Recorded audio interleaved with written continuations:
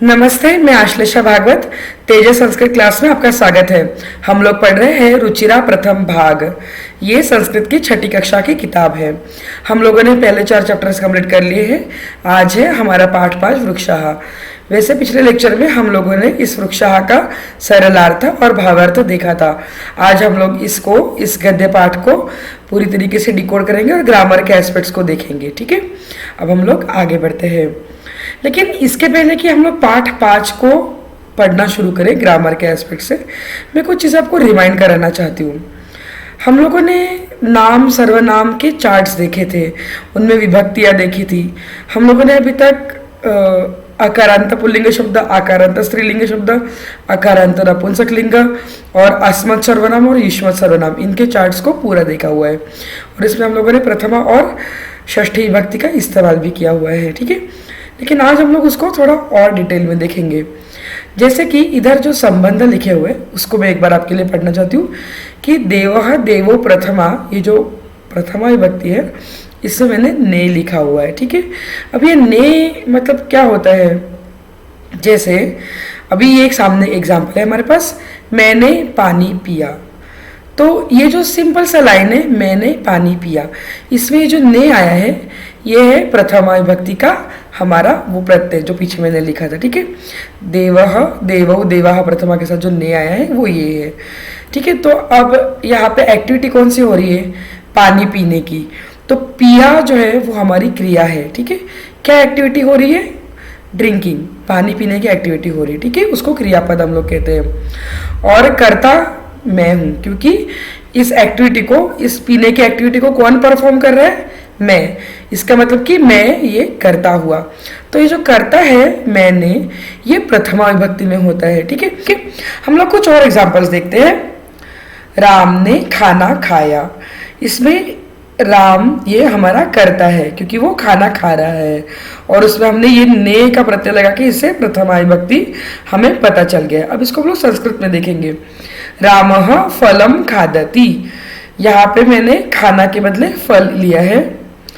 रामः फलम खादति, इसमें खादति माने कि खाने की क्रिया हो रही है। ठीक है, तो ये हमारा क्रियापद हो गया। उसके बाद में रामः ये हमारा कर्ता पद है, क्योंकि राम हमारा करता है, वो इस एक्टिविटी को परफॉर्म कर रहा है, कौन सी, खाने की।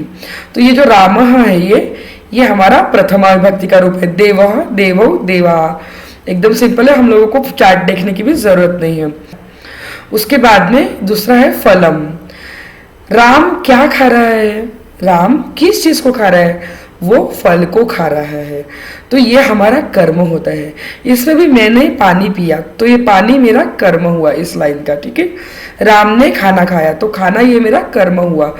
एक्शन जो कर रहा है वो करता होता है, और जिस चीज के ऊपर वो एक्शन हो रही है उसे हम लोग कर्म कहते हैं। ठीक है, तो राम क्या खा रहा है, वो फल खा रहा है, इसलिए रामः फलम खादति। ठीक है, ये जो फलम है ये है एक अकारांत नपुंसक लिंग शब्द। अब ये कौन सी विभक्ति हो सकती है, हम लोग एक बार चार्ट में देख लेते हैं। हमारा चार्ट है वनम वने वनानि प्रथमा, वनम वने वनानि द्वितीया। तो फलम प्रथमा विभक्ति में भी है और फलम द्वितीया विभक्ति में भी है। तो अब इन दोनों में से ये कौन सी विभक्ति हो सकती है, तो हम लोग एक बार इनके संबंध देख लेते हैं। जैसे कि प्रथमा विभक्ति में ने संबंध आता है, हम लोग ट्राई करते हैं। राम ने फल ने खाया, ये तो गलत हो गया। ठीक, अब द्वितीय विभक्ति में को है। ठीक है, इसका संबंध को है, तो हम लोग एक बार ट्राई करके देखते हैं।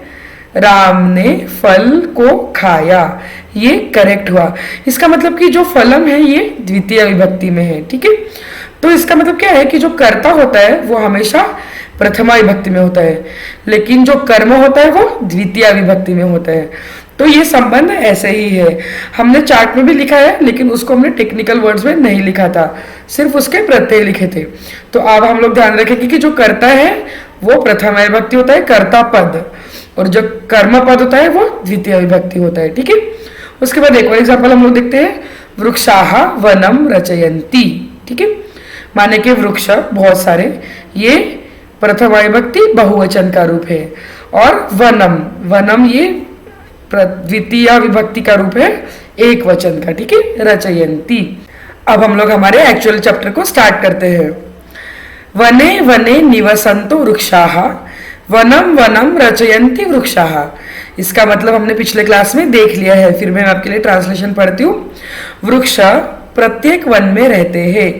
यहाँ पे जो वन है ये सप्तमी विभक्ति का रूप है, ठीक है। ये जो वनम वनम शब्द है वो अकारांत नपुंसक लिंग शब्द है, ठीक है ना। तो इसका सप्तमी विभक्ति एक वचन का रूप है वने, मतलब कि जंगल में। तो जंगल में, जंगलों में, वने वने मतलब कि जंगलों में। निवसंति वृक्षाः, वृक्ष निवास करते हैं, ठीक है। वनम वनम रचयन्ति वृक्षाः, इस प्रकार वृक्ष कई जंगल बनाते रहते हैं, ठीक है। इसमें वनम जो है ये द्वितीय विभक्ति में आएगा, क्योंकि ये वनम जो है ये है हमारा कर्म। ये जो है कविता है, इसका अन्वय देखते हैं। वृक्षाः वनम वनम रचयन्ति, माने कि वृक्ष जो है ये हमारे कर्ता है, वो वनों को बना रहे हैं, ठीक है। तो इसलिए यहाँ पे वनम जो है ये द्वितीय विभक्ति का रूप आएगा, और वृक्षाः जो है ये प्रथमा विभक्ति बहुवचन का रूप आएगा, ठीक है। अब हम लोग नेक्स्ट स्लाइड देखते हैं। शाखा दोला सीना विहगाः तैहि किमपि कूजन्ति वृक्षाः। इसका सरलार्थ है पक्षी शाखा रूपी झूले पर बैठे हैं, मानो वृक्ष उनके माध्यम से कुछ कुछ कूक रहे हैं, अर्थात कह रहे हैं, ठीक है। अब हम लोग वर्ड्स को भी डिकोड करते हैं। शाखा दोला सीना, ये जो है ये एक संधि है, इसका हम लोग विग्रह करते देखते हैं। शाखा दोला आसीनाः, शाखा दोला माने कि, दोला माने कि झूला, और शाखा माने कि ब्रांच। तो यहाँ पे लिखा ही है कि शाखा रूपी झूले पर जो बैठते हैं वो है विहगाः। विहग ये अकारांत पुल्लिंग प्रथमा विभक्ति बहुवचन का रूप है, ठीक है। उसका मतलब है पक्षी। तैहि, अब ये तैहि जो है ये हमारे लिए इसीलिए नया है क्योंकि हमने तद सर्वनाम तो देखा है, लेकिन उसका पूरा चार्ट हमने नहीं देखा था, ठीक है। मैं आपको बताती हूँ उसका चार्ट। ये है तद सर्वनाम पुल्लिंग का चार्ट। अभी हम लोग क्लास चैप्टर के बीच में इसको पढ़ेंगे नहीं, लेकिन आप इसको पॉज करके लिख लीजिएगा। इसमें हम लोग पढ़ते हैं सह तौते तम तौतान तेन ताभ्याम तैहि। तो ये जो हमारा तैहि शब्द है ये है हमारा जो इसमें हमारे चैप्टर में यूज हुआ है, वो है तृतीय विभक्ति बहुवचन का रूप, और उसका प्रत्यय है से, मतलब कि उनसे, मतलब कि उनके माध्यम से। तो हम लोग देखते हैं तैहि, तैहि मतलब कि उन लोगों के माध्यम से, उन लोगों के मतलब कि इन लोगों के। विहगाः माने कि पक्षियों के माध्यम से। कूजन्ति वृक्षाः, वृक्षाः कुछ कूजन करते हैं, ठीक है। अब हम लोग देखते हैं आगे। पिबन्ति पवनम जलम संततम साधु जना इव सर्वे वृक्षाः। अब यहाँ पे पवनम और जलम ये द्वितीय विभक्ति के रूप है, ये हमें यहाँ पे खास करके नोटिस करना है, क्योंकि वृक्षाः संततम पवनम जलम पिबन्ति ये उसका एक सरलार्थ होता है। क्योंकि यहाँ पे एक्टिविटीज कौन कर रहे हैं? वृक्षाः कर रहे हैं, क्योंकि वृक्ष हमेशा वायु और जल पीते हैं, माने कि वृक्ष कर्ता पद पे है, तो वो प्रथमा विभक्ति बहुवचन में है। और एक्टिविटी क्या हो रही है? पिबंती, पिबंती हमारा क्रियापद हो गया, ठीक है। और क्या हो रहा है? कर्म कौन सा है? किस चीज को पी रहे हो? पवनम जलम, ठीक है। तो इसलिए ये पवन और जल ये हमारे द्वितीय विभक्ति के रूप होते हैं, ठीक है। साधु जना माने के सज्जन लोग, इव ये इव माने के जैसे, इव ये क्रिया विशेषण है, ठीक है। अब हम लोग आगे देखते हैं।